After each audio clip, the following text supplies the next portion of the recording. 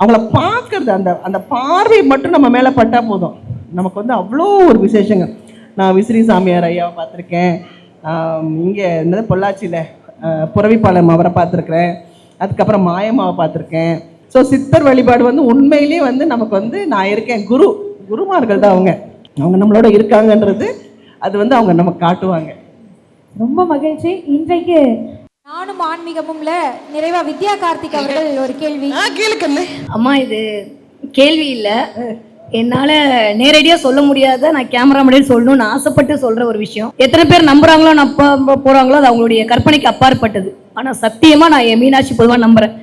ஒரு நாள் எனக்கு ஒரு 6 மாத காலத்துக்கு முன்னாடி சொல்ல முடியாத அளவுக்கு மனவேதனை. அது வாழ்க்கையில் இனிமேல் வரும்போது சொல்கிறேன், பெரிய மனவேதனை. அடுத்து நீங்கள் சொல்கிற மாதிரி என்ன பண்ண போகிறேன்னு தெரியல.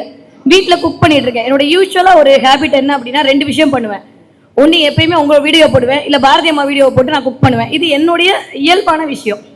அது போட்டுட்டு இருக்கும்போது நீங்கள் ஏதோ ஒரு ஆங்கர் கிட்ட ஏதோ பிரான் இது பண்ணி சமைச்சு ஏதோ சொல்லிட்டு இருக்கீங்க.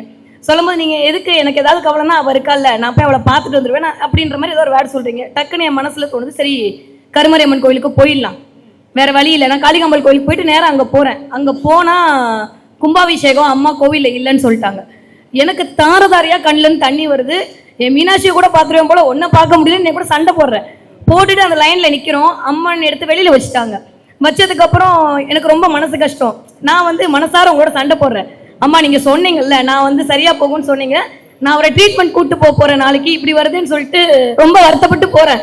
அங்கே ஒரு லேடி யாருன்னு தெரியல, ஒரு குட்டி பாப்பா.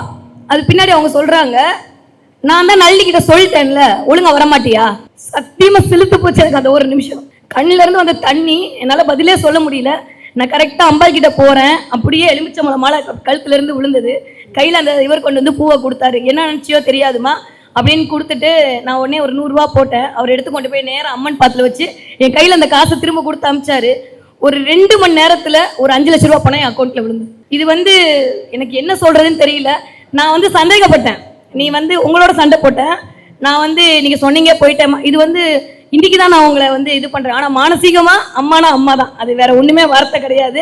நான் அவளோட சண்டை போடுறேன். நீ என்ன, நான் உன்னை பார்க்க வரேன், இப்படி என்னமோ தர போட்டு மறைச்சிட்டாங்க, வேற ஏதோ ஒரு இடத்துல உட்கார வைக்கிறாங்க.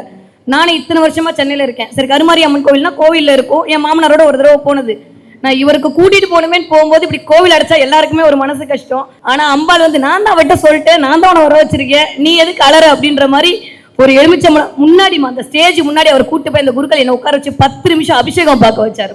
யாருக்குமே கிடைக்காது. எனக்கு அப்படியே சிலுத்து போய் நான் கண்ணில் அன்னைக்கு நைட்டு ஃபுல்லாக நான் உங்களுக்கு கோடி நன்றி சொல்லியிருப்பேன். இன்னைக்கு இன்னொரு தடவை சேர்த்து நன்றி சொல்றேன்.